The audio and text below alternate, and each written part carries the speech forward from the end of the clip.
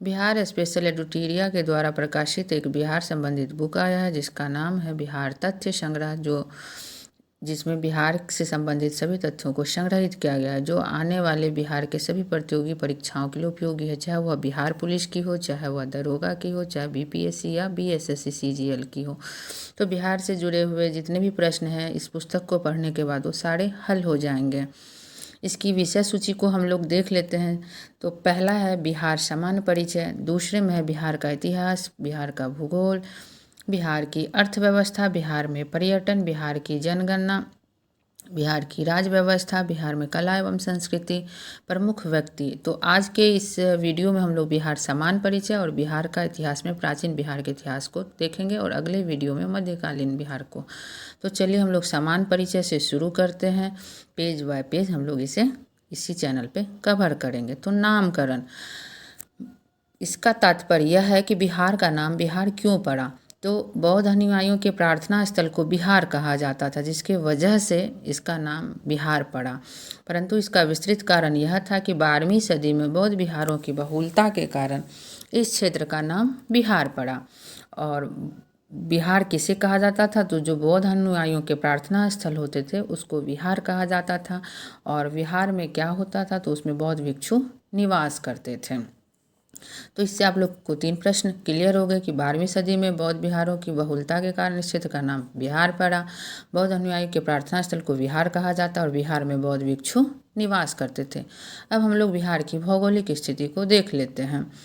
बिहार उत्तर पूर्व भारत में स्थित है। इस बात को ध्यान रखिएगा क्योंकि प्रश्न पूछा जाता है कि बिहार भारत के किस ओर स्थित है, तो उत्तर पूर्व में स्थित है। बिहार की स्थिति भारत में उत्तर पूर्व की ओर है। यह ऑब्जेक्टिव में हमेशा प्रश्न बनता है। अब हम लोग इसके देशांतरीय विस्तार और अक्षांशीय विस्तार को देख लेते हैं।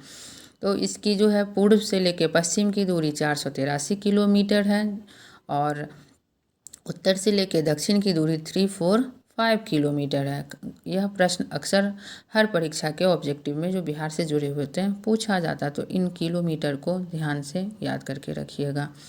पूर्व से पश्चिम की दूरी 483 किलोमीटर और दक्षिण से उत्तर की दूरी 345 किलोमीटर। तो इस चीज़ को हमेशा ध्यान रखिएगा कि 483 किलोमीटर आपको जो है इसका पूर्व से पश्चिम का है और 345 उत्तर से दक्षिण का विस्तार है। अब इसका अक्षांशीय विस्तार देखते हैं जो 24 डिग्री 20 मिनट 10 सेकेंड नॉर्थ से 27 डिग्री 31 मिनट 15 सेकेंड नॉर्थ तक है। और देशांतरीय विस्तार जो है इसका आपको 83 डिग्री 19 मिनट 50 सेकेंड ईस्ट से 88 डिग्री 17 मिनट 40 सेकेंड ईस्ट तक है। इसका अक्षांशीय विस्तार देशांतरीय विस्तार भी याद रखिएगा क्योंकि परीक्षाओं में पूछा जाता है। और इसकी आकृति कितनी कैसी है, तो आयताकार है, मीन्स यह चतुर्भुजाकार है, चतुर्साकार ऐसे भी पूछा जाता है कि बिहार राज्य की आकृति कैसी है, तो आयताकार है। अब इनसे जुड़े हुए कुछ महत्वपूर्ण डेट को हम लोग देख लेते हैं। 12 दिसंबर 1911 ईस्वी को दिल्ली दरबार में पृथक बिहार प्रांत बनाने की घोषणा हुई थी। तो प्रांत बनाने की पहली घोषणा कब हुई थी, 12 दिसंबर 1911 को दिल्ली दरबार में। जबकि 22 मार्च 1912 ईस्वी को बिहार उड़ीसा सहित प्रांत गठन की अधिसूचना घोषणा की गई थी। अगर पूछा जाए कि अधिसूचना कब घोषित हुई थी, तो 22 मार्च 1912 ईस्वी को। यह भी ध्यान रखिएगा उस समय बिहार जो था उड़ीसा सहित एक राज्य बना था, बिहार में उड़ीसा मिला हुआ था। अधिसूचना घोषणा की तिथि 22 मार्च 1912 और दिल्ली दरबार में पृथक बिहार प्रांत बनाने की घोषणा 12 दिसंबर 1911। 1 अप्रैल 1912 ईस्वी को बिहार जो है उड़ीसा सहित प्रांत का गठन हो गया और गठन हो गया 1 अप्रैल 1912 को। 1 अप्रैल 1936 ईस्वी को बिहार एवं उड़ीसा जो है अलग अलग राज्य बन गया और 15 नवंबर 2000 ईस्वी को बिहार का अंतिम विभाजन हुआ। तो एक विभाजन 1936 में बिहार का हुआ, बिहार से उड़ीसा अलग हुआ, और दूसरा 15 नवंबर 2000 को हुआ जिसमें बिहार का अंतिम विभाजन हुआ जो बिहार की अभी हमें वर्तमान में है, जिससे कि झारखंड एक नए राज्य के रूप में अस्तित्व में आया। तो अंतिम विभाजन बिहार का 15 नवंबर 2000 ईस्वी को हुआ जिसमें 46% भूभाग के साथ झारखंड जो है 28वां राज्य बना। तो इन सभी महत्वपूर्ण तिथियों को याद रखिएगा। अब हम लोग कुछ इससे जुड़े हुए तथ्यों को भी देख लेते हैं कि बिहार का स्थापना दिवस कब मनाया जाता है, तो 22 मार्च को। और बिहार राज्य का क्षेत्रफल कितना है, तो 94,163 वर्ग किलोमीटर, 94,163 वर्ग किलोमीटर। भारत का कुल क्षेत्रफल का बिहार कितना है? तो 2.86% है। मतलब प्रश्न यह है कि बिहार का क्षेत्रफल भारत के कुल क्षेत्रफल का कितना भाग छेकता है? तो 2.86%। भारत का 12वां बड़ा राज्य है क्षेत्रफल के अनुसार, जैसे जनसंख्या के अनुसार और क्षेत्रफल के अनुसार, दोनों अनुसार प्रश्न पूछा जाता है। तो बिहार जो है भारत का 12वां बड़ा राज्य है, किसके अनुसार? तो क्षेत्रफल के अनुसार। और बिहार राज्य की कुल जनसंख्या जनगणना 2011 के अनुसार कितनी है? तो 10, 40, 99, 452। पूरा डाटा याद रखिएगा, क्योंकि आजकल प्रश्नों में जो है परीक्षाओं में पूरा का पूरा डाटा दे दिया जाता है। तो 10, 40, 99, 452। भारत के कुल जनसंख्या का बिहार में कितना जनसंख्या है? तो 8.60%। और भारत का तीसरा बड़ा राज्य है जनसंख्या के अनुसार। अभी हम लोगों ने देखा कि क्षेत्रफल के अनुसार ये 12वां बड़ा राज्य है, जबकि जनसंख्या के अनुसार यह तीसरा सबसे बड़ा राज्य है। इसकी लंबाई हम लोग देख चुके हैं ऊपर में कि 345 किलोमीटर है उत्तर से दक्षिण, और चौड़ाई 483 किलोमीटर है पूर्व से पश्चिम। तो लंबाई कितनी है? 345 किलोमीटर। और इसकी चौड़ाई कितनी है? तो 483 किलोमीटर। इसकी समुद्र तल से ऊंचाई कितनी है? तो 173 फीट, 53 मीटर। अगर फीट में पूछे तो 173 फीट, और मीटर में तो 53 मीटर। और बिहार राज्य में औसत वर्षा कितनी होती है? तो 112 सेंटीमीटर। इसके प्रशासनिक विभाजन को अब हम लोग देखते हैं, एडमिनिस्ट्रेटिव डिवीजन बिहार में कैसे कैसे है। तो बिहार में प्रमंडल की संख्या 9 है, और जिला की संख्या 38 है। 38वां जिला जो है आपका अरवल है, और अरवल जो है सबसे नवीनतम जिला है। अभी एक और नवीनतम जिला बनाने की बात चल रही है, लेकिन वह जिला अभी बना नहीं है, तो इसलिए नवीनतम जिला अभी तक अरवल ही है। यहाँ आपको अनुमंडल की संख्या 101 है, और प्रखंड सह अंचल की संख्या 534 है, जबकि पंचायत की संख्या 8067 है, 8067। और नगर निगम की संख्या 19 है, जिसमें अगर पूछा जाए कि 19वां नगर निगम कौन सा है, तो सहरसा है। इस बार सहरसा जो है नया नगर निगम बना है, और यह 19वां नगर निगम। और नगर परिषद 88 है, जबकि नगर पंचायत की संख्या 154 है। अब हम लोग बिहार की विधायिका के बारे में जानकारी प्राप्त करते हैं और देखते हैं कि यहाँ की विधायिका कैसी है। तो यहाँ पे पुलिस जिला 40 है। तो ध्यान रखिएगा कि बिहार राज्य में 38 जिले हैं, लेकिन पुलिस जिला 40 है, क्योंकि 38 जिलों के अतिरिक्त बगहा एवं नवगछिया पुलिस जिला है। पूछा जाएगा कि पुलिस जिला की संख्या कितनी है? तो 40। और 38 जिले के अतिरिक्त बगहा एवं नवगछिया जो है पुलिस जिला है। जबकि बिहार का विधानमंडल द्विसदनीय है, और बिहार विधानसभा सीट की संख्या 243 है। विधानसभा में सीटों की संख्या 243, और विधान परिषद सीटों की संख्या 75 है, जबकि लोकसभा सीटों की संख्या आपको 40 है। 75 विधान परिषद और 40 लोकसभा सीट। राज्यसभा सीट की संख्या 16 है।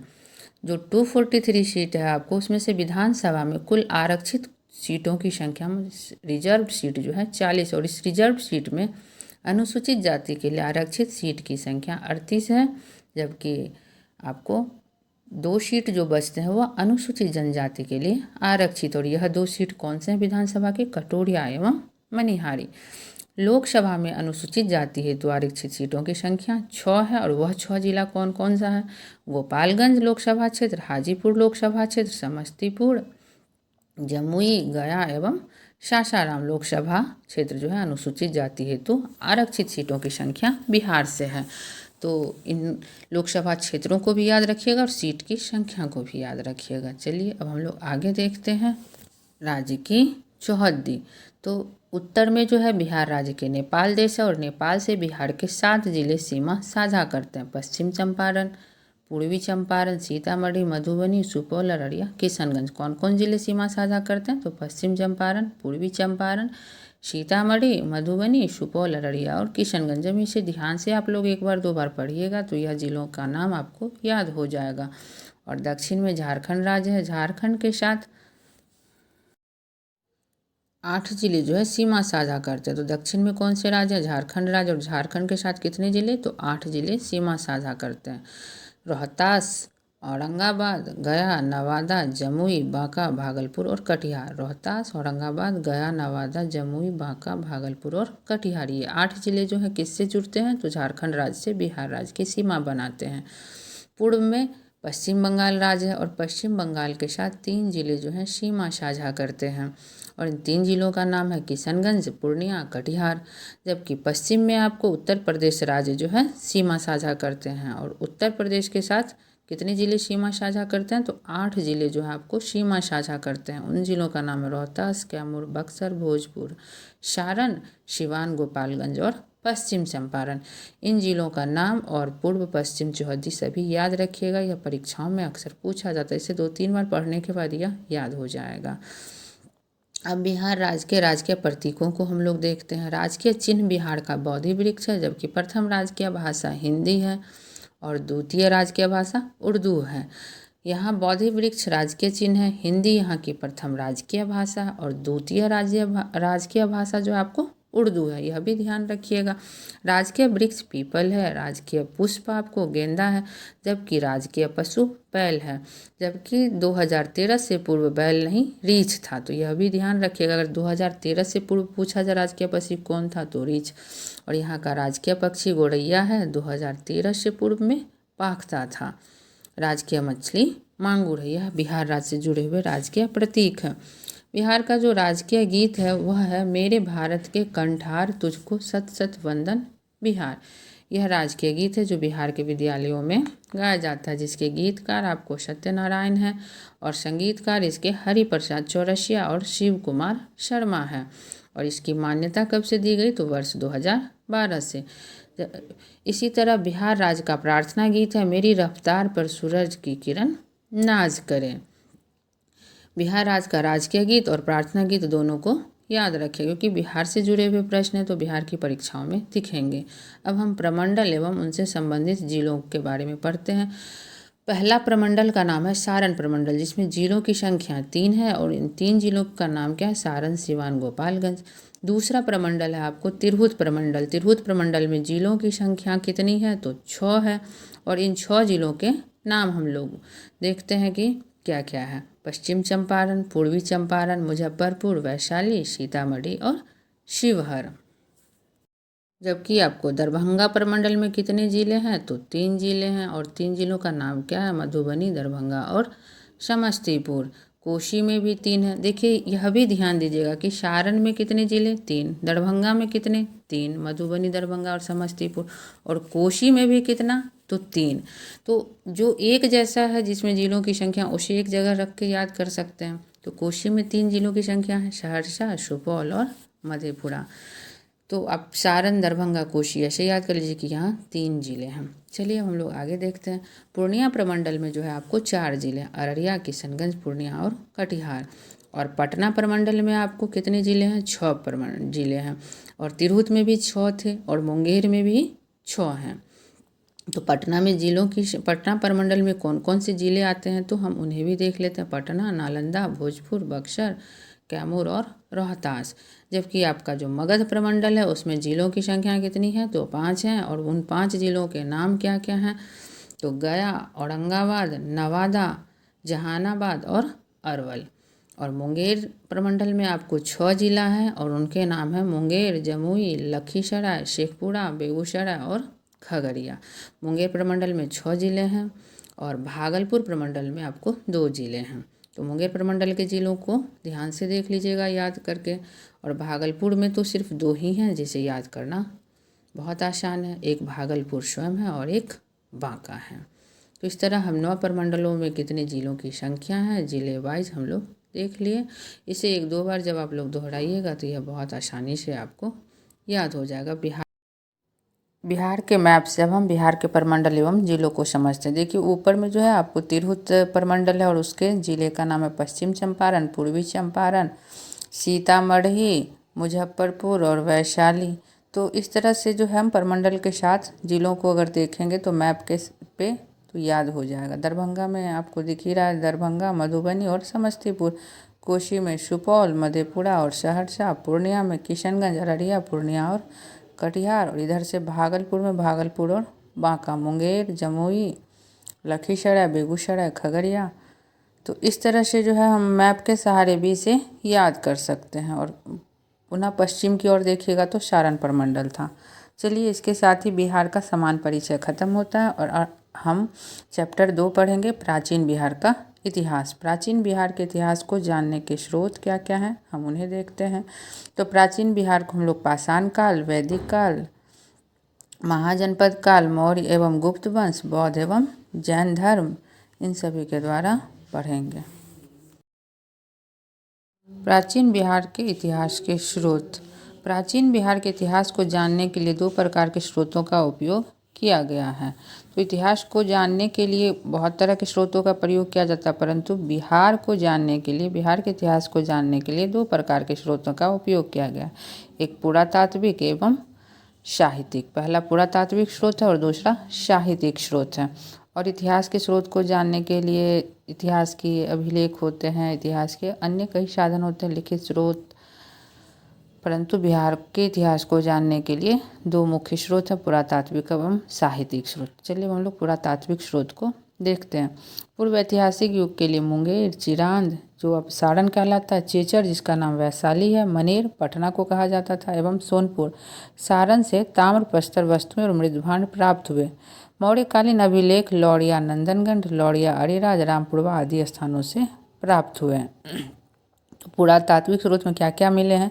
मुंगेर, चिरांद, सारण, चेचर, वैशाली, मनेर पटना एवं सोनपुर सारण से ताम्र प्रस्तर वस्तु मीन्स तांबे की जो है वस्तुएं और मृदभांड प्राप्त हुए हैं पुरातात्विक स्रोत में।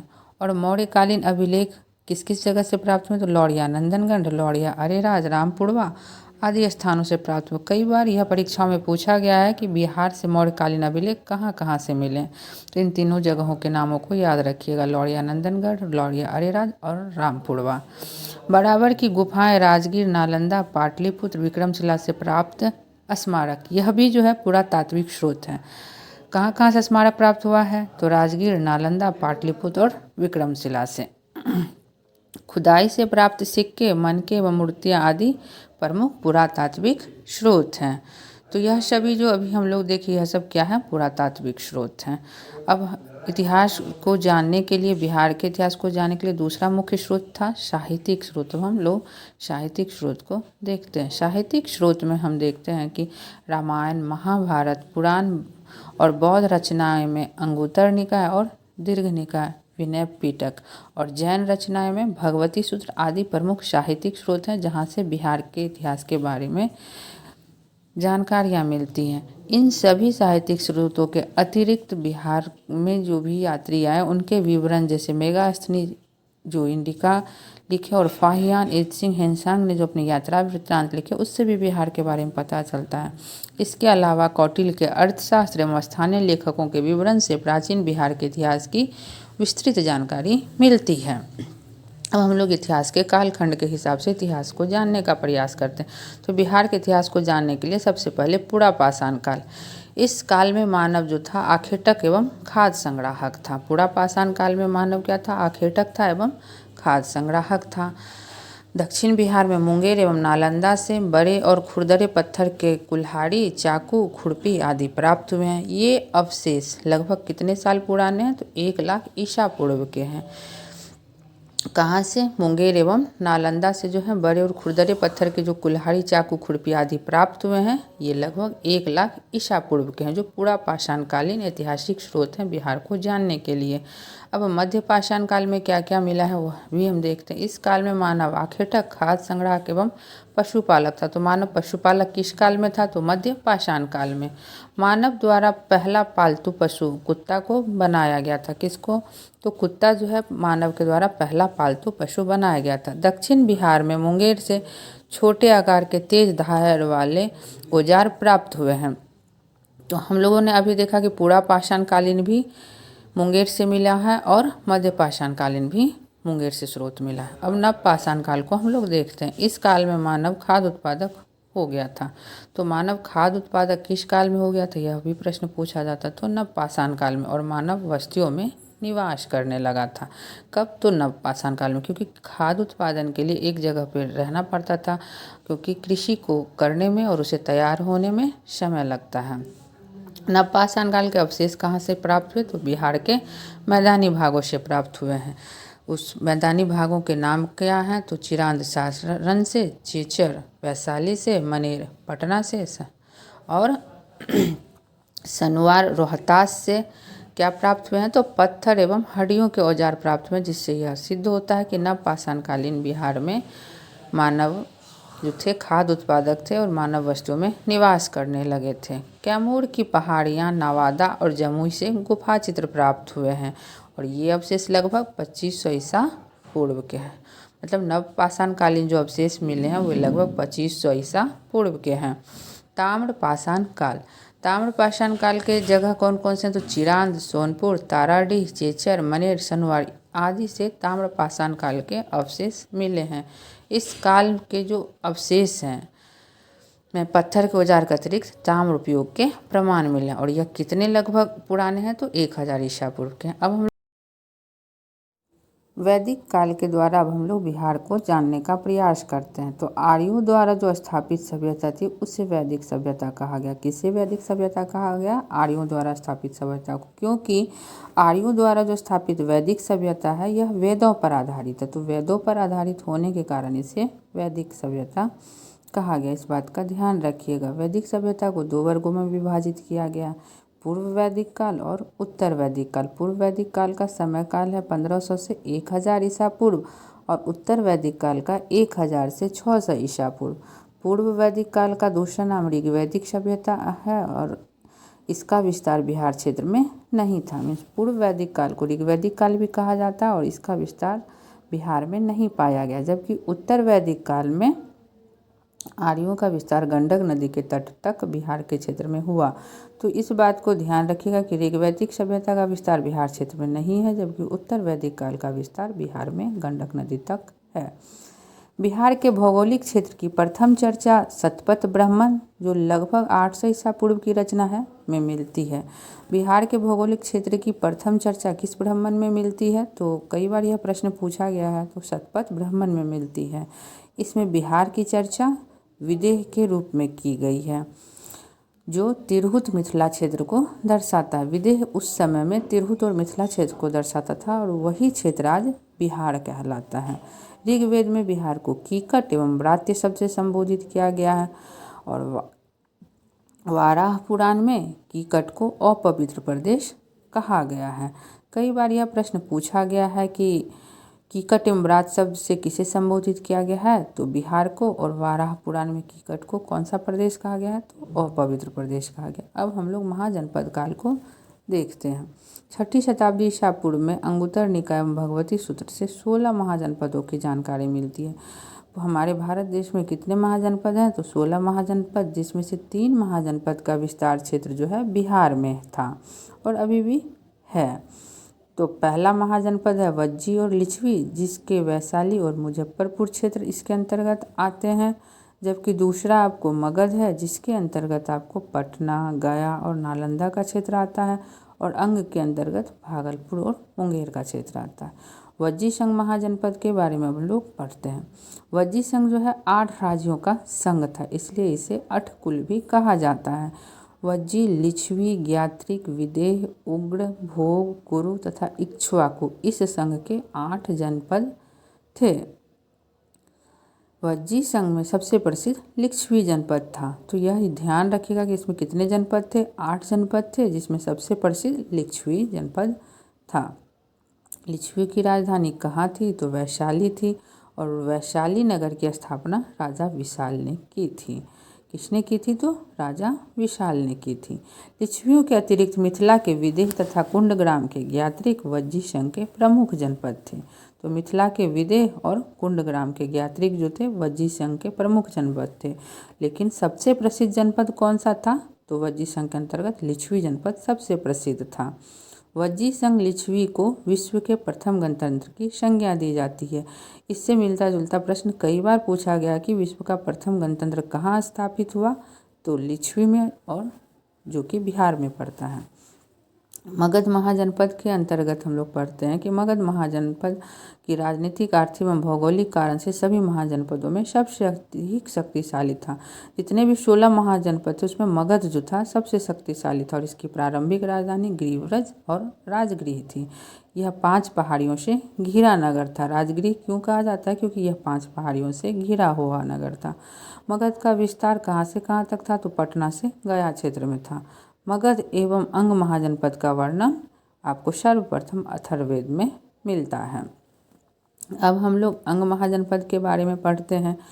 अंग महाजनपद का विस्तार भागलपुर एवं मुंगेर के क्षेत्र में था। अंग महाजनपद की राजधानी चंपा थी, जबकि अंग के अंतिम शासक ब्रह्मदत्त को हराकर मगध शासक बिंबिसार ने अंग को मगध में मिला लिया। यह प्रश्न भी पूछा जाता है कि किस शासक ने अंग को मगध में मिलाया था? तो बिंबिसार ने अंग को मगध में मिलाया था। अब मगध का उत्कर्ष एवं उसके राजवंशों को हम लोग पढ़ते हैं। मगध राज्य की स्थापना किसने की? तो बृहद्रथ ने की थी। मगध की स्थापना बृहद्रथ ने की थी। वहाँ से मगध का उत्कर्ष प्रारंभ होता और बृहद्रथ का पुत्र जरासंध जो था इस वंश का सबसे प्रसिद्ध शासक था। जरासंध किसका पुत्र था? तो बृहद्रथ का पुत्र का था और जरासंध को भीम ने द्वंद्व युद्ध में पराजित कर उसका वध किया था, जिसका वर्णन महाभारत में मिलता है। मगध की प्रारंभिक राजधानी राजगृह 5 पहाड़ियों से घिरा एक सुरक्षित क्षेत्र था। राजगृह कितने पहाड़ियों से घिरा हुआ क्षेत्र था? तो 5 पहाड़ियों से घिरा हुआ था, जिसके कारण इस पे हमले नहीं हो पाते थे। मगध उर्वर भूमि, नदियों की उपलब्धता, खनिज एवं वन संसाधन की उपलब्धता के कारण आर्थिक रूप से संपन्न क्षेत्र था और बृहद्रथ वंश का अंतिम शासक रिपुंजय था। यह ध्यान रखिएगा कि मगध जो था अपनी उर्वर भूमि, नदियों की उपलब्धता, खनिज एवं वन संसाधन के कारण आर्थिक रूप से संपन्न क्षेत्र था, इसलिए यह सबसे शक्तिशाली महाजनपद था। और इस वंश का मतलब मगध के बृहद्रथ वंश का अंतिम शासक कौन था? रिपुंजय था। अब हम लोग हर्यक वंश के बारे में पढ़ते हैं, जिसका काल 544 से 412 ईसा पूर्व है। हर्यक वंश की स्थापना बिंबिसार ने 544 ईसा पूर्व में की। बिंबिसार को मगध का वास्तविक संस्थापक माना जाता है। मगध का वास्तविक संस्थापक किसे माना जाता है? तो बिंबिसार को। मगध की स्थापना बृहद्रथ ने की, लेकिन कहा जाता है कि मगध का वास्तविक संस्थापक बिंबिसार है। बिंबिसार ने विवाह नीति के द्वारा अपने साम्राज्य को विस्तार किया या प्रश्रय दिया। मतलब वह विवाह नीति के द्वारा और मैत्री नीति भी है कहीं कि दोनों नीतियों के द्वारा बिंबिसार जो है अपने क्षेत्र को विस्तार की। उनकी पहली पत्नी कौशल देवी थी, जो कहाँ की राजकुमारी थी? कौशल की राजकुमारी थी, जिसके कारण उन्हें विवाह में दहेज के रूप में काशी का क्षेत्र प्राप्त हुआ। दहेज में क्या मिला? जब वो कौशल देवी से शादी किए थे तो काशी का क्षेत्र प्राप्त हुआ। हम लोग इसीलिए इसको पढ़ ही चुके हैं कि वह विवाह नीति द्वारा साम्राज्य विस्तार को प्रश्रय दी है। तो देखिए उन्हें काशी का क्षेत्र प्राप्त हुआ पहली पत्नी से। दूसरी पत्नी जो थी चेलना, या कहीं कहीं चेल्हना भी लिखा हुआ मिलेगा, तो इनकी ही दूसरी पत्नी थी, जो लिच्छवी के राजा चेटक की पुत्री थी। और इनकी तीसरी पत्नी क्षेमा पंजाब के मद्र की राजकुमारी थी। तो इसे ध्यान से याद रखिएगा कि पहली पत्नी कौशल देवी थी, दूसरी चेलना थी, तीसरी क्षेमा थी, वह पंजाब की राजकुमारी थी। बिंबिसार ने अवंती के शासक चंद्रप्रद्योत के साथ मैत्री संबंध बनाया और इसके द्वारा भी वह अपना साम्राज्य विस्तार किए। बिंबिसार ने चंद्रप्रद्योत के उपचार के लिए अपने राजवैद्य जीवक को भेजा था और बिंबिसार की हत्या 492 ईसा पूर्व में उसके पुत्र अजातशत्रु ने कर दी। अजातशत्रु 492 से 460 ईसा पूर्व तक मगध का शासक रहा। बिंबिसार के बाद हर्यक वंश का शासक अजातशत्रु बना। क्योंकि बिंबिसार की हत्या अजातशत्रु ने की, तो अजातशत्रु ही बिंबिसार के बाद शासक बनेगा। उसका वास्तविक नाम कुनिक था। पिता की हत्या किया था, इसलिए इसे कुनिक भी कहा जाता है। बिंबिसार एवं कौशल देवी की मृत्यु के बाद कौशल के राजा प्रसेनजीत ने काशी वापस ले लिया, क्योंकि काशी जो है कौशला देवी से शादी करने के कारण ही बिंबिसार को दहेज में मिला था। तो उन दोनों की मृत्यु के बाद कौशल के राजा प्रसेनजीत ने काशी क्या किया? वापस ले लिया, जिस कारण प्रसेनजीत का संघर्ष अजातशत्रु से हुआ। अंततः अजातशत्रु ने प्रसेनजीत को पराजित कर काशी पर अधिकार कर लिया। बाद में अजातशत्रु का विवाह प्रसेनजीत की पुत्री वाजिरा से हो गया। वाजिरा किनकी पुत्री थी? तो प्रसेनजीत की। और शादी किनसे हुआ? तो अजातशत्रु से।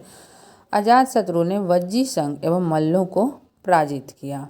किस किस को? तो वज्जी संघ को एवं मल्लों को। अजातशत्रु प्रारंभ में जैन धर्म को मानते थे, परंतु बाद में वो बौद्ध धर्म को अपना लिए। पहले जैन धर्म को मानते थे, बाद में बौद्ध धर्म को अपना लिए।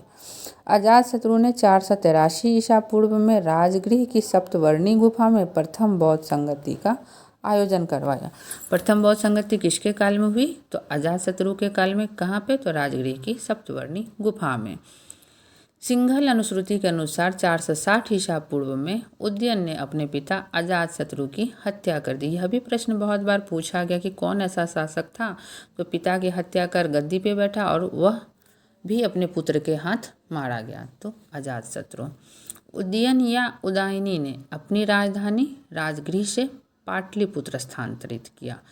यह प्रश्न बहुतों बार बिहार के परीक्षा में पूछा गया है कि कौन शासक था जो राजधानी राजगृह से पाटलिपुत्र स्थानांतरित किया? तो वह उदयन थे। और पाटलिपुत्र जो है गंगा, सोन एवं गंडक के संगम तट पर स्थित है। उदयन के 3 पुत्र थे, अनिरुद्ध, मुंडक एवं नागदशक। नागदशक जो था इस वंश का अंतिम शासक था। तो उदयन के 3 पुत्र का क्या नाम था? अनिरुद्ध, मुंडक एवं नागदशक। और नागदशक जो था हर्यक वंश का अंतिम शासक था। इस वंश के बाद शिशुनाग वंश की स्थापना हुई, जिसका काल कर्म जो है 412 से 344 ईसा पूर्व है। तो अब हम लोग शिशुनाग वंश के बारे में पढ़ते हैं। शिशुनाग ने हर्यक वंश के जगह शिशुनाग वंश की स्थापना की। तो शिशुनाग वंश की स्थापना किस वंश के बाद हुई? तो हर्यक वंश के बाद। और किसने की? शिशुनाग ने। तो शिशुनाग के नाम पे इस वंश का नाम है शिशुनाग वंश। शिशुनाग ने वैशाली को राजधानी बनाया और शिशुनाग ने अवंती के राजा अवंतीवर्धन को पराजित कर अवंती को मगध में मिला लिया। अवंती को मगध में किसने मिलाया? तो शिशुनाग ने मिलाया। इसके अतिरिक्त शिशुनाग ने वत्स एवं कौशाम्बी को भी मगध में शामिल कर लिया। तो पूछा जाए कि वत्स एवं कौशाम्बी को मगध में किसने शामिल किया? तो शिशुनाग ने किया। 394 ईसा पूर्व में शिशुनाग की मृत्यु के बाद कालाशोक जो है मगध का शासक बना। पुराणों में इसे काकवर्ण कहा गया है। तो कालाशोक जो है मगध का शासक बना और कालाशोक का ही नाम काकवर्ण है। किस शासक का नाम मतलब काकवर्ण है? तो कालाशोक को। कालाशोक के समय मगध की राजधानी पुनः पाटलिपुत्र हो गई। कालाशोक ने 383 ईसा पूर्व में वैशाली में द्वितीय बौद्ध संगति का आयोजन कराया। कालाशोक की मृत्यु के बाद उसके 10 पुत्रों ने शासन चलाया। शिशुनाग वंश का अंतिम शासक नंदीवर्धन था। तो नंदीवर्धन किस वंश का अंतिम शासक था? तो शिशुनाग वंश का। और शिशुनाग वंश के संस्थापक कौन थे? तो शिशुनाग। इसके बाद जो है आपको नंद वंश की स्थापना हुई, जिनका ईस्वी है 344 से 321 ईसा पूर्व। महापद्म नंद ने 344 ईसा पूर्व में शिशुनाग वंश को समाप्त कर नंद वंश की स्थापना की। किसने स्थापना की थी नंद वंश की? तो महापद्म नंद ने। किस वंश के बाद? तो शिशुनाग वंश के बाद। महापद्म नंद ने एक राट अथवा एक छत्र की उपाधि धारण की। किस राजा को एक राट और एक छत्र की उपाधि मिली? तो महापद्म नंद को। पाली ग्रंथों में महापद्म नंद को उग्रसेन भी कहा गया है और पुराणों में उसे परशुराम का दूसरा अवतार बताया गया। तो परशुराम का दूसरा अवतार किस राजा को कहा जाता है? तो महापद्म नंद को। महापद्म नंद ने पांचाल, इक्ष्वाकु, काशी, अश्मक, कलिंग, मैथिली आदि राज्य को पराजित कर मगध साम्राज्य का विस्तार किया। अब तक 321 ईसा पूर्व तक के काल में मगध का सर्वाधिक विस्तार महापद्म नंद के समय हुआ। तो मगध साम्राज्य का सर्वाधिक विस्तार कब हुआ? 321 ईसा पूर्व तक के काल में मगध का सर्वाधिक विस्तार महापद्म नंद के समय हुआ था। व्याकरण के महान विद्वान पाणिनि जो थे महापद्म नंद के समकालीन थे। इस वंश का अंतिम शासक घनानंद हुआ। तो यह भी पूछा जाए कि पाणिनि किसके समकालीन थे? तो महापद्म नंद के। और इस वंश का अंतिम शासक कौन था? तो घनानंद। घनानंद के समय ही यूनानी शासक सिकंदर ने भारत पर आक्रमण किया था। कब? तो 326 ईसा पूर्व में। नंद वंश जो है आर्थिक एवं सैन्य रूप से काफ़ी संपन्न था। मगध की सैन्य शक्ति के डर से ही सिकंदर की सेना ने व्यास नदी पार करने से इनकार कर दिया था। बिहार के परीक्षाओं में कई बार यह प्रश्न पूछा गया है कि सिकंदर की सेना ने किस नदी को पार करने से इनकार कर दिया था, तो व्यास नदी। घनानंद ने अपने दरबार में विद्वान ब्राह्मण चाणक्य का अपमान किया था। चाणक्य ने चंद्रगुप्त मौर्य की सहायता से घनानंद की हत्या करवा दी। तो चाणक्य ने घनानंद की हत्या किसके मदद से करवाई थी? तो चंद्रगुप्त मौर्य की सहायता से, जिसके बाद नंद वंश का पतन हो गया और चंद्रगुप्त मौर्य के नेतृत्व में मौर्य वंश की स्थापना हुई। कई बार पूछा गया कि चंद्रगुप्त मौर्य किसकी सहायता से मौर्य वंश की स्थापना किए? तो चाणक्य की सहायता से। मौर्य वंश का शासनकाल 321 से 184 ईसा पूर्व था। चंद्रगुप्त मौर्य का काल उसमें 321 से 298 ईसा पूर्व था। जस्टिन एवं स्ट्रेबनो ने चंद्रगुप्त मौर्य को सेंड्रोकोट्स कहा, जिसकी पुष्टि विलियम जोन्स ने भी की है। मतलब विलियम जोन्स ने इस बात को माना है कि जस्टिन एवं स्ट्रेबो जो है चंद्रगुप्त मौर्य को सेंड्रोकोट्स कहे हैं, जबकि प्लूटार्क एवं एरिया ने चंद्रगुप्त मौर्य को एंड्रोकोट्स के रूप में चिन्हित किया। तो सेंड्रोकोट्स जस्टिन एवं स्ट्रेबो, एंड्रोकोट्स प्लूटार्क एवं एरियन। डिफरेंस को याद रखिएगा। चंद्रगुप्त मौर्य के गुरु कौन थे? तो चाणक्य थे, और चाणक्य का ही नाम कौटिल्य था। उन्हीं की सहायता से चंद्रगुप्त ने 321 ईसा पूर्व में मौर्य वंश की स्थापना की। चंद्रगुप्त मौर्य ने 305 ईसा पूर्व में सिकंदर के उत्तराधिकारी सेल्यूकस निकेटर के साथ युद्ध किया। तो 305 ईस्वी में किसके उत्तराधिकारी के साथ चंद्रगुप्त मौर्य ने युद्ध किया? तो सेल्यूकस निकोटर के साथ युद्ध किया, जो सिकंदर का उत्तराधिकारी था। युद्ध पश्चात हुई संधि में चंद्रगुप्त को काबुल, कंधार, मकरान एवं हेरात का क्षेत्र प्राप्त हुआ। इन्हें 4 क्षेत्र प्राप्त हुए: काबुल, कंधार, मकरान एवं हेरात। बदले में चंद्रगुप्त ने सेल्यूकस को 500 हाथी उपहार में दिए। युद्ध पश्चात चंद्रगुप्त मौर्य का विवाह यूनानी राजकुमारी हेलेन कार्नेलिया, जो सेल्यूकस की पुत्री थी, उनसे हुआ। सेल्यूकस ने चंद्रगुप्त मौर्य के दरबार में राजदूत मेगास्थनीज को भेजा। मेगास्थनीज ने इंडिका की रचना की।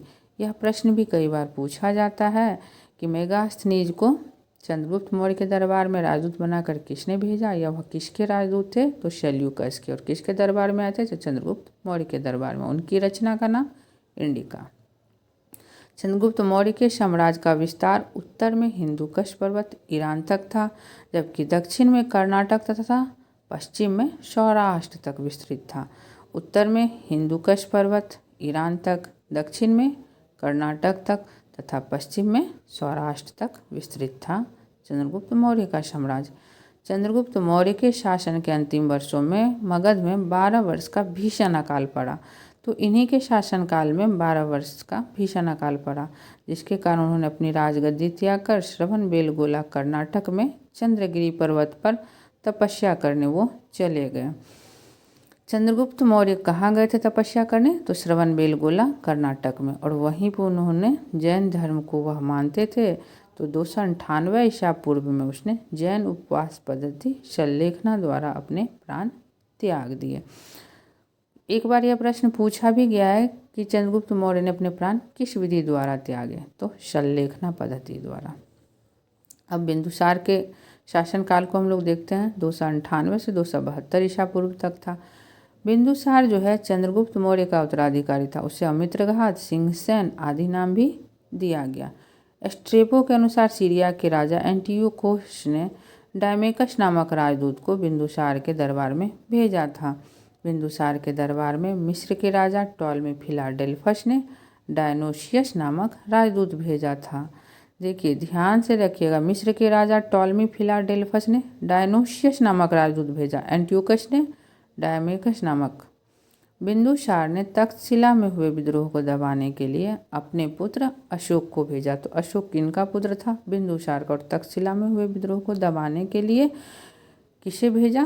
तो अशोक को भेजा। यह प्रश्न भी पूछा जाता है। बिंदुसार किस संप्रदाय के अनुयायी थे? तो आजीवक संप्रदाय के। अब अशोक के शासनकाल को हम लोग देखते हैं। जो 269 ईसा पूर्व से लेकर 232 ईसा पूर्व तक था।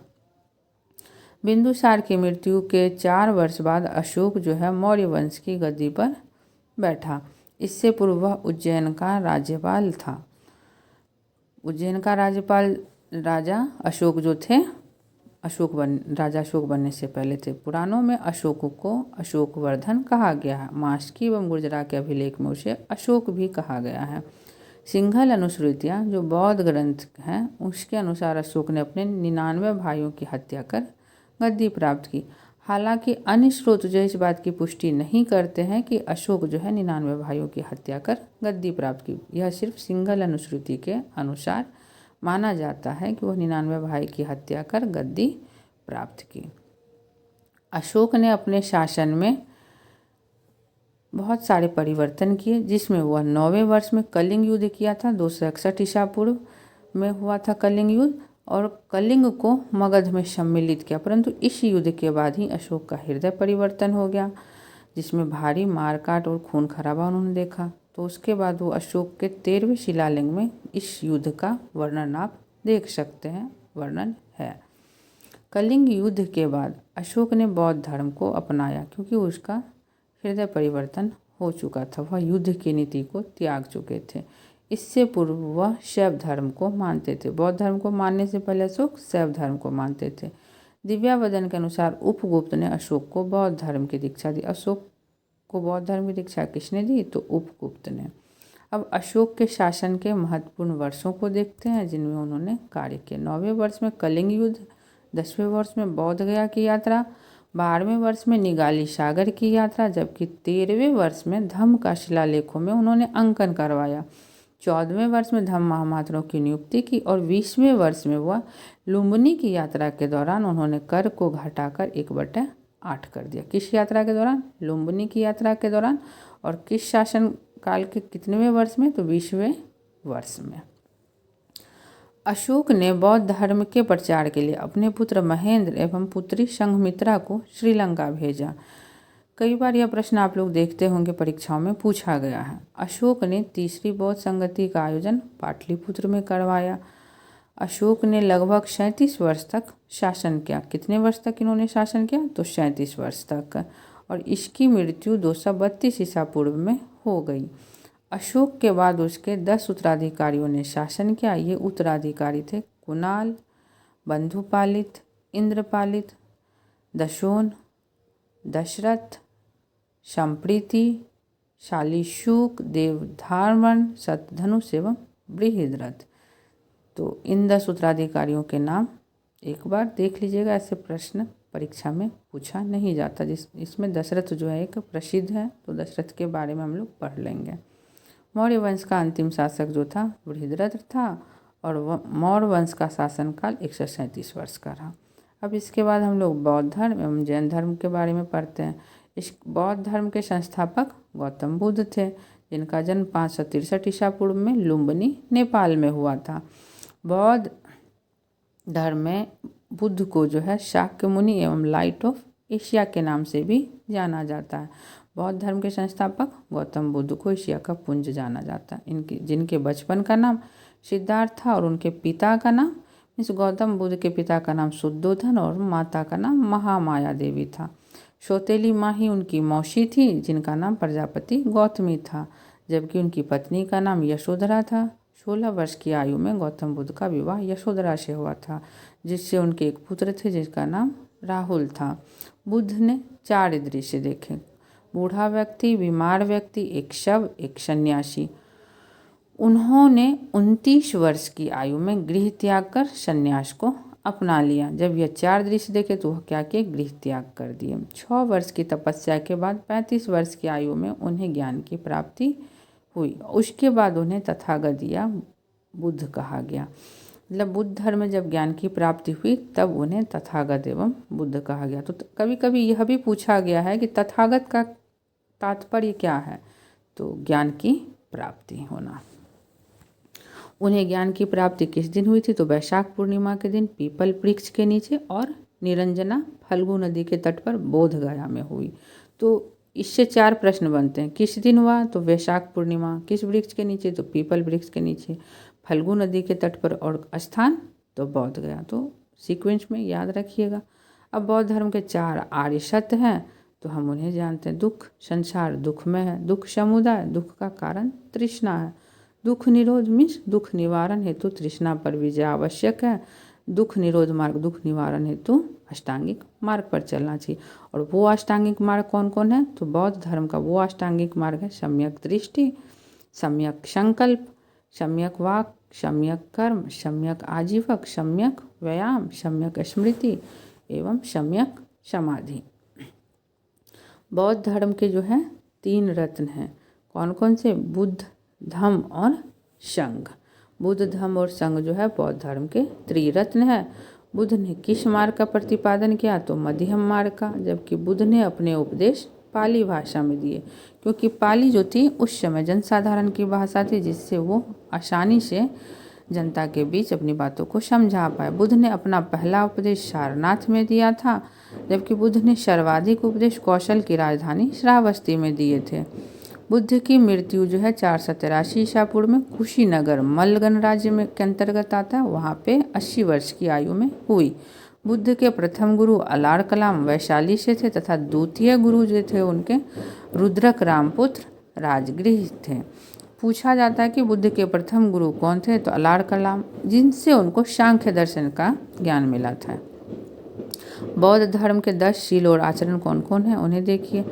सत्य, अस्तेय, ब्रह्मचर्य, अपरिग्रह, नृत्य गायन का त्याग, असमय भोजन का त्याग, कोमल सैया का त्याग, श्रृंगार प्रसाधनों का त्याग और मद्य सेवन नहीं करना। यह बौद्ध धर्म के जो है 10 शील और आचरण थे।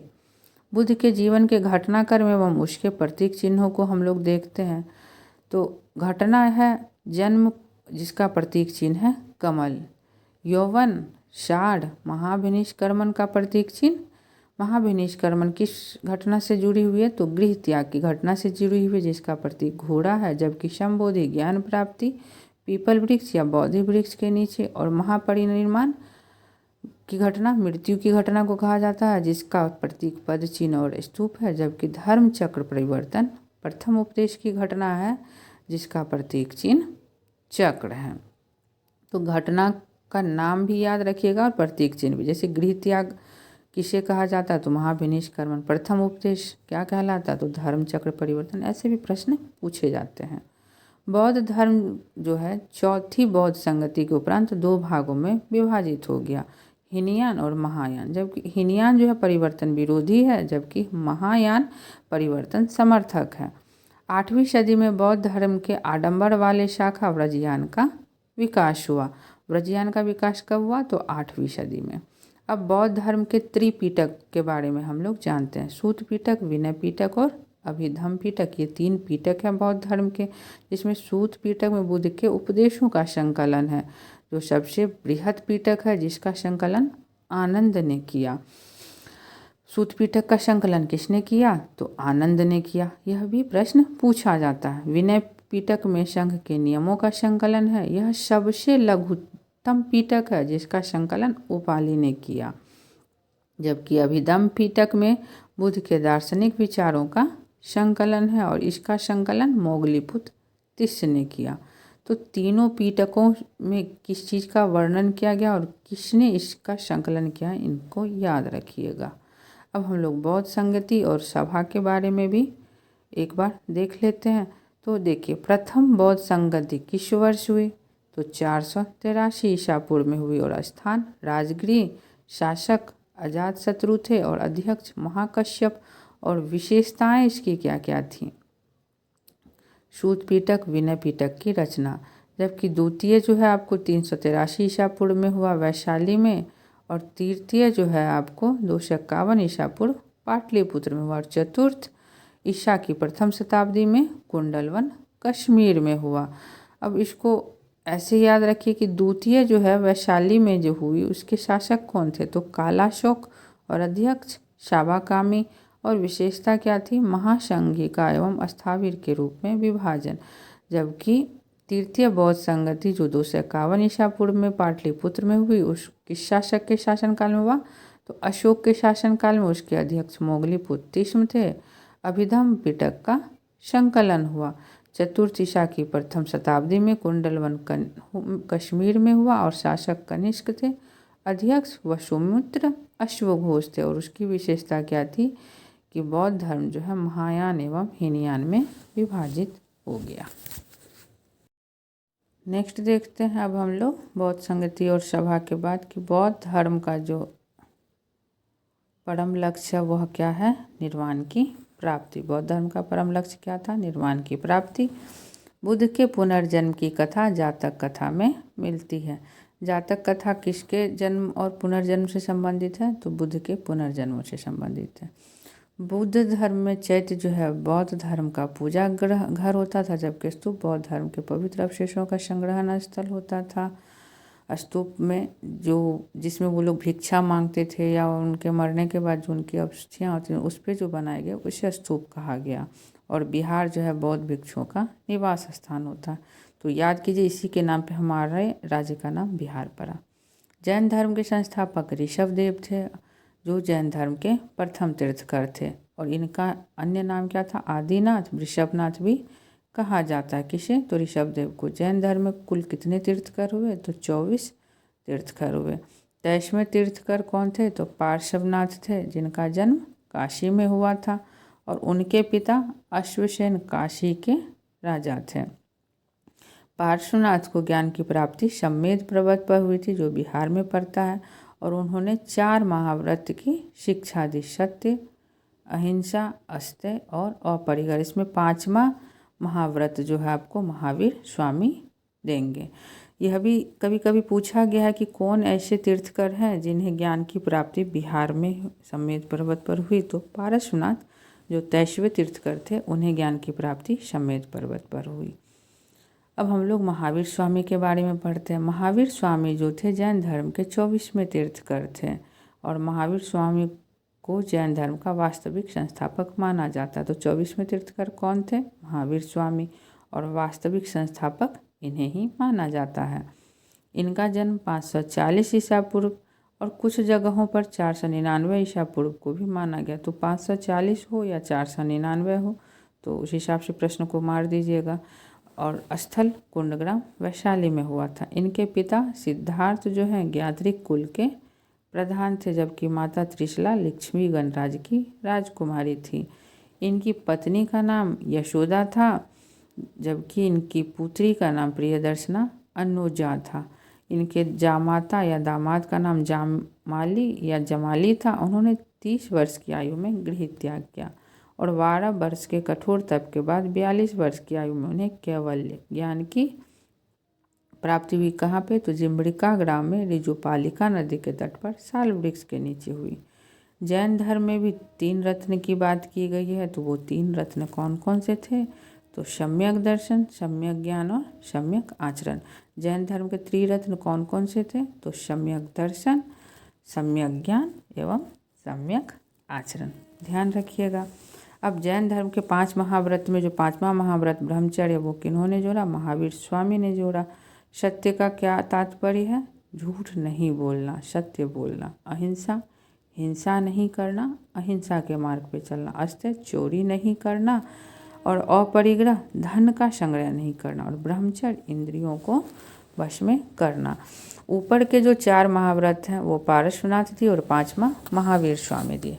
5वां महाव्रत ब्रह्मचर्य महावीर स्वामी द्वारा प्रतिपादित किया गया। अनेकांतवाद, श्यादवाद या सप्तभंगी ज्ञान सिद्धांत का संबंध किस धर्म से है, तो जैन धर्म से है। और महावीर स्वामी ने अपना पहला उपदेश राजगृह में दिया। अगर प्रश्न पूछा जाए चाहे सप्तभंगी ज्ञान हो या श्यादवाद, वो किस धर्म से संबंधित है, तो जैन धर्म से। और इनका पहला उपदेश राजगृह। अब हम लोग जैन धर्म के तीर्थकर एवं उनके प्रतीकों को देखेंगे। तो जैन धर्म के जो प्रथम तीर्थकर थे उनका नाम क्या था, ऋषभदेव, और उनके प्रतीक चिन्ह है बैल या वृषभ। जबकि द्वितीय तीर्थकर अजितनाथ के प्रतीक है हाथी। और जो 23वें तीर्थकर हैं पार्श्वनाथ, उनके जो हैं आपको प्रतीक चिन्ह है सर्प। और 24वें तीर्थकर को हम लोग देखेंगे तो महावीर स्वामी, जिनका की प्रतीक चिन्ह है सिंह। तो ऋषभदेव का बैल, अजितनाथ का हाथी, पार्श्वनाथ का सर्प और महावीर स्वामी का सिंह। महावीर स्वामी का अतिरिक्त 12वें तीर्थकर वासुपूज्य का जन्म भी बिहार में हुआ था। किन किन तीर्थंकरों का जन्म बिहार में हुआ? तो महावीर स्वामी और वासुपूज्य 12वें तीर्थकर थे। अब जैन संगतियाँ को हम लोग देखते हैं। तो प्रथम जैन संगतियाँ 310 ईसा पूर्व में पाटलिपुत्र बिहार में हुआ, जबकि द्वितीय 512 ईस्वी में वल्लभी गुजरात में हुआ। प्रथम जैन संगति के शासक चंद्रगुप्त मौर्य थे और उसकी अध्यक्षता स्थूलभद्र के द्वारा की गई, जिसकी विशेषता थी दिगंबर एवं श्वेतांबर में जैन धर्म का विभाजन। किस जैन संगति में? तो प्रथम जैन संगति की विशेषता थी दिगंबर एवं श्वेतांबर में जैन धर्म का विभाजन और जैन धर्म के 12 अंगों का संकलन। जबकि द्वितीय बौद्ध संगति जो वल्लभी गुजरात में 512 ईस्वी में हुई,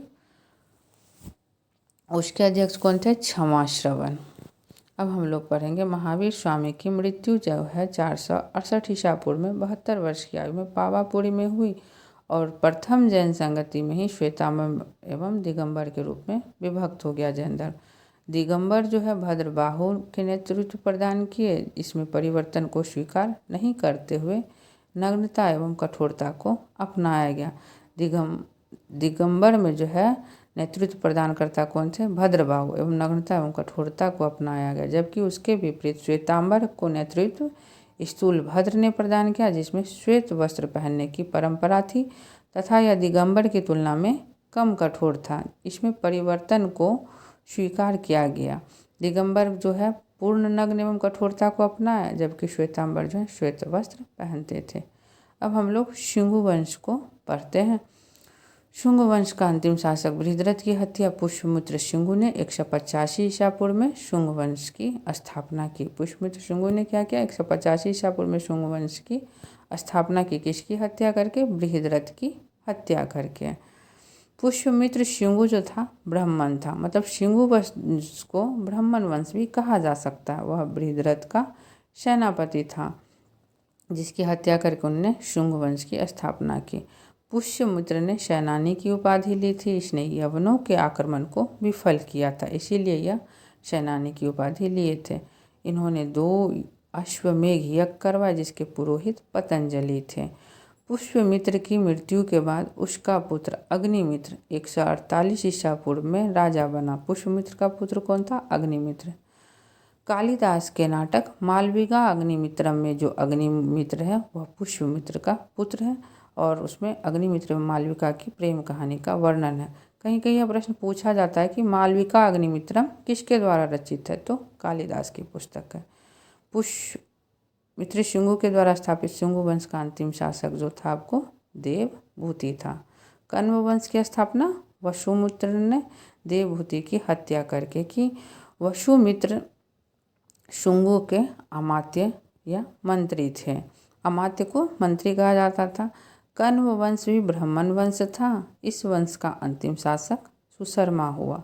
सातवाहन वंश के संस्थापक जो थे सुमुख, उन्होंने क्या किया? सुशर्मा की हत्या कर कण्व वंश का अंत कर दिया। तो शुंग वंश, फिर कण्व वंश, फिर सातवाहन वंश। तो क्रम भी ध्यान रखिएगा, क्योंकि कभी कभी क्रम भी पूछा जाता है। अब हम लोग पढ़ेंगे कुषाण वंश। भारत आने वाले विदेशियों में कुषाण जो थे सबसे अंतिम थे। विदेशियों के आने का क्रम क्या है? तो सबसे पहले हिंद यूनानी आए, फिर शक आए, फिर पहलव और कुषाण। क्रम से याद रखिएगा कि पहले हिंद यूनानी, फिर शक, फिर पहलव और फिर कुषाण। कुषाण जो थे चीन के यूची या तोखरी जाति से संबंधित थे, जबकि कुषाण वंश के संस्थापक कुजुल कटफिशस थे। कुषाण किस जाति से संबंधित थे? तो यूची या तोखरी से के कहाँ के? चीन के। और इसके संस्थापक कुजुल कटफिशस थे। इस वंश का सबसे प्रमुख शासक कनिष्क था। तो कनिष्क किस वंश का सबसे प्रमुख शासक था? तो कुषाण वंश का। कुषाण वंश की राजधानी पुरुषपुर, जिसे पेशावर के नाम से भी जाना जाता है, एवं मथुरा थी। इनकी 2 राजधानी थी, पुरुषपुर पेशावर एवं मथुरा। अश्वघोष जिन्होंने बुद्धचरित की रचना की, तो पूछा जाता बुद्धचरित के लेखक या रचनाकार, तो अश्वघोष ने कनिष्क ने पाटलिपुत्र से विजित किया था। किसे? तो अश्वघोष को कनिष्क जो है पाटलिपुत्र से विजित किया था। कनिष्क के समय में गांधार एवं मथुरा कला का विकास हुआ। कला के 2 रूप गांधार कला एवं मथुरा कला का विकास कनिष्क के ही समय में हुआ। कनिष्क ने चौथी बौद्ध संगति का आयोजन कुंडलवन कश्मीर में करवाया और 78 ईस्वी में राजा बनने के अवसर पर शक संवत चलवाया था। किसने शक संवत चलवाया? कनिष्क ने। कब? 78 ईस्वी में। और ईस्वी सन को याद रखिएगा कि 78 ईस्वी में शक संवत कनिष्क के द्वारा आरंभ करवाया गया और इन्होंने सिल्क मार्ग पर कुषाणों का आधिपत्य स्थापित किया था। अब हम लोग गुप्त वंश के बारे में पढ़ते हैं।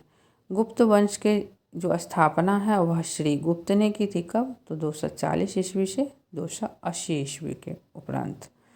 किसके द्वारा? तो श्री गुप्त के द्वारा किया गया 240 ईस्वी से 280 ईस्वी के उपरांत। श्री गुप्त का उत्तराधिकारी घटोत्कच गुप्त हुआ। उनका शासनकाल 280 ईस्वी से 320 ईस्वी था। वह प्रथम गुप्त शासक था जिसने महाराजा की उपाधि ली थी। चंद्रगुप्त प्रथम का शासनकाल 320 ईस्वी से 335 ईस्वी हम लोग इसे देखेंगे। गुप्त वंश का जो वास्तविक संस्थापक था वह चंद्रगुप्त प्रथम को माना जाता है। इन्होंने 320 ईस्वी में गुप्त संवत चलवाया। किसने? तो चंद्रगुप्त प्रथम ने गुप्त संवत चलवाया। कब? 320 ईस्वी में। और चंद्रगुप्त प्रथम ने लिच्छवियों की राजकुमारी कुमार देवी से विवाह किया था।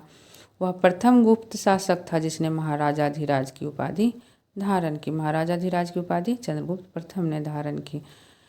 समुद्रगुप्त का जो शासनकाल है वह 335 ईस्वी से 375 ईस्वी है। इतिहासकार स्मिथ ने समुद्रगुप्त को भारत का नेपोलियन कहकर संबोधित किया है। किस राजा को भारत का नेपोलियन कहा जाता है? तो समुद्रगुप्त को। और किसने कहा? तो इतिहासकार स्मिथ ने। समुद्रगुप्त ने परक्रमांक एवं अप्रतिरथ आदि की उपाधि धारण की थी। कौन सी उपाधि? परक्रमांक और अप्रतिरथ आदि की उपाधि। समुद्रगुप्त के अभियानों की चर्चा हरिसेन द्वारा रचित प्रयाग प्रशस्ति से मिलती है।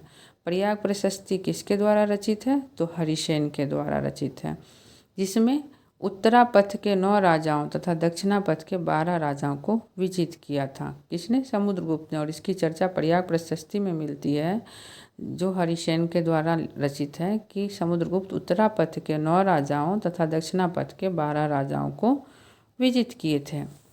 समुद्रगुप्त को कविराज भी कहा गया है। समुद्रगुप्त को उसके सिक्के पर वीणा बजाते हुए दिखाया गया है। समुद्रगुप्त के दरबारी कवि हरिसेन थे और समुद्रगुप्त जो है आपको वैष्णव धर्म को मानता था। किस धर्म को मानता था? तो वैष्णव धर्म को मानता था।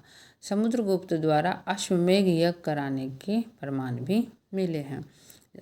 अश्वमेघ यज्ञ जो है समुद्रगुप्त के द्वारा करवाया गया था।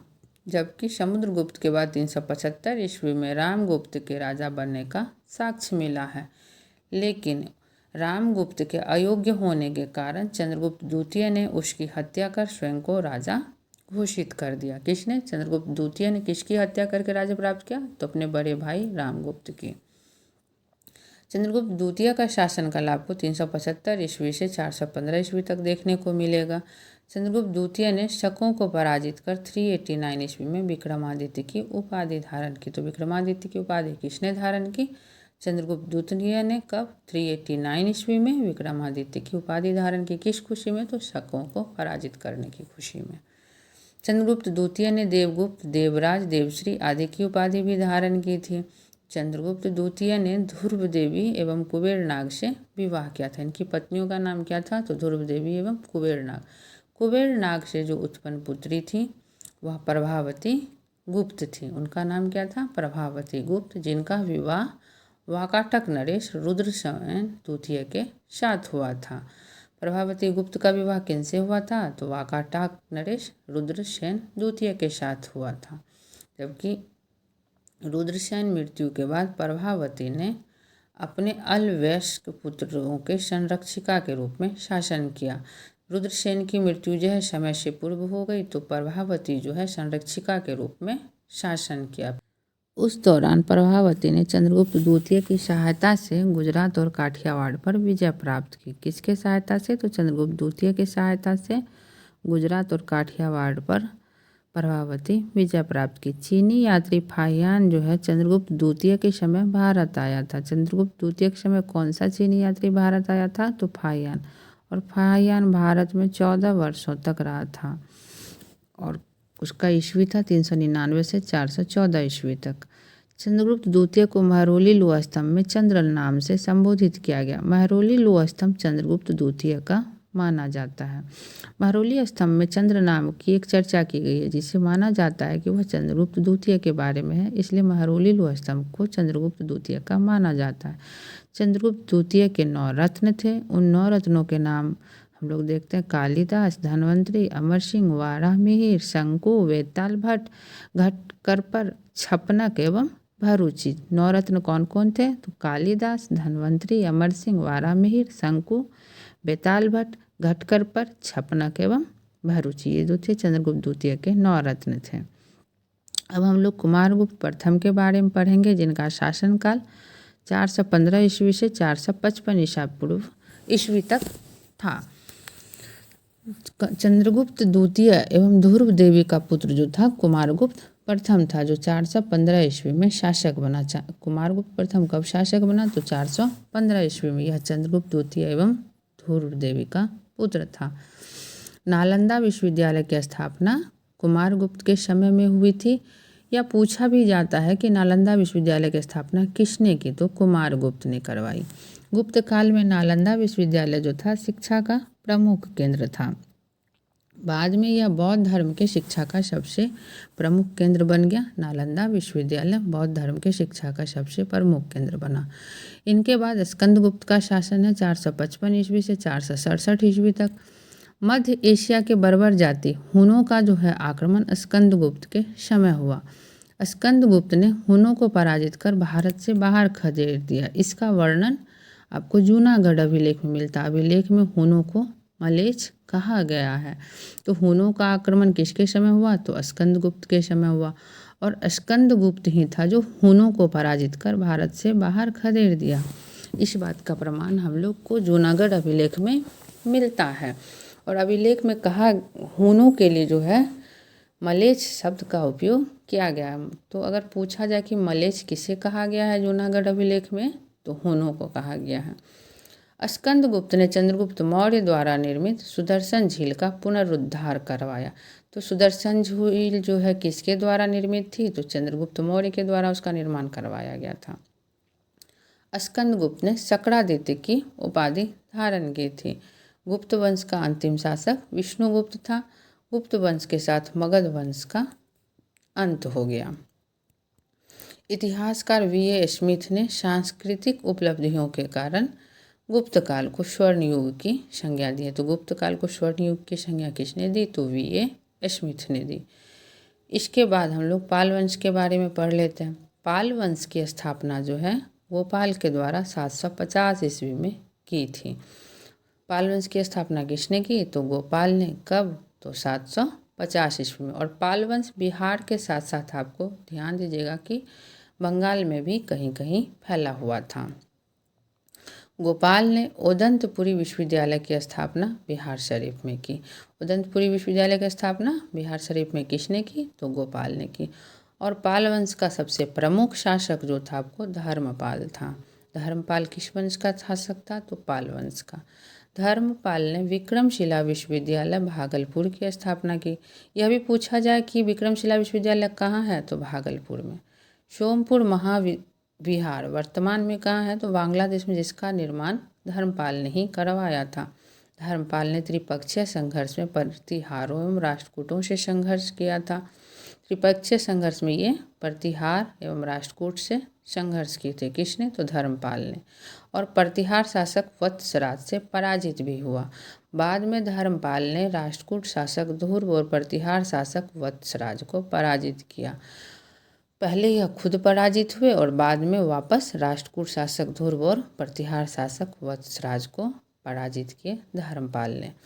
इसने कुछ समय के लिए कन्नौज पर अधिकार भी क्या। पूछा जाए कि कौन पाल वंश का वह शासक था जो त्रिपक्षीय संघर्ष में भाग लिया? तो धर्मपाल। धर्मपाल ने जो है आपको कन्नौज पर अधिकार भी किया है, यह भी याद रखिएगा। अब जो है हम इसकी उपाधि देखते हैं। तो यह उत्तरापथ स्वामी की उपाधि धारण की थी। किसने? तो धर्मपाल ने उत्तरापथ स्वामी की उपाधि धारण की। और उनके बाद उनका पुत्र देवपाल 810 ईस्वी में शासक बना, जिन्होंने अपनी राजधानी मुंगेर को बनाई और वो जावा इंडोनेशिया के जो शैलेंद्र वंशी शासक थे बालपुत्र देव, उनको नालंदा में बिहार बनवाने के लिए 5 गांव दान में दिए थे। यह प्रश्न भी कई बार पूछा गया है कि शैलेंद्र वंशी शासक बालपुत्र देव को किस शासक ने नालंदा में बिहार बनवाने के लिए 5 गांव दान में दिए, तो आंसर हो जाएगा देवपाल। देवपाल के बाद विग्रहपाल, महीपाल, रामपाल आदि ने शासन किया। और पालकालीन जो कांसे की मूर्तियां हैं अपनी कलात्मकता के लिए काफ़ी प्रसिद्ध थी। किस चीज़ की मूर्तियां थी वो? कांसे की मूर्तियां। पालकालीन मूर्तियां कांसे की मूर्तियां थीं और जिसके प्रवर्तक माने जाते हैं धीमन एवं बिठपाल। मतलब कांस्य कला के प्रवर्तक थे धीमन एवं बिठपाल, या पूछा जाए पाल कला के तो धीमन एवं बिठपाल। अब प्राचीन बिहार इतिहास के जो विभिन्न वंश और शासक एवं उनकी राजधानियाँ, उन्हें हम एक बार देख लेते हैं। वंश और शासक है एक तरफ और एक तरफ राजधानी का नाम है। तो जो बृहद्रथ वंश था, जिसके शासक बृहद्रथ थे, उसकी राजधानी ग्रीव्रज राजगृह थी, जो मगध की प्रथम राजधानी थी। फिर बिंबिसार जो शासक बने तो उन्होंने अपनी राजधानी ग्रीव्रज और राजगृह को बनाया। उदयन पहले ऐसे शासक थे जो अपनी राजधानी पाटलिपुत्र को बनाए। शिशुनाग ने शिशुनाग वंश की स्थापना की और उनकी राजधानी वैशाली थी। जबकि कालाशोक अपनी राजधानी उदयन के बाद यह एक शासक थे जो पाटलिपुत्र बनाए। और फिर नंदवंश की भी राजधानी पाटलिपुत्र रही और मौर्य वंश की भी राजधानी आपको पाटलिपुत्र ही देखने को मिलता है। जबकि कुषाण वंश की राजधानी पुरुषपुर एवं मथुरा रही और गुप्त वंश की राजधानी पाटलिपुत्र एवं पाल वंश की राजधानी मुंगेर। और मुंगेर कौन बनाए थे पाल वंश की राजधानी? तो देवपाल ने। प्राचीन बिहार इतिहास के प्रमुख साहित्य को भी हम लोग देख लेते हैं। एक तरफ साहित्य के नाम है और दूसरी तरफ लेखक के नाम है और इनकी विशेषता। इससे 1 मार्क का प्रश्न तो पूछा ही जाता है। चलिए हम लोग साहित्य के और लेखक को देखते हैं। अर्थशास्त्र के रचनाकार कौटिल्य, और इसकी विशेषता है कि इसमें राज्य प्रबंधन के लिए प्रसिद्ध पुस्तक है।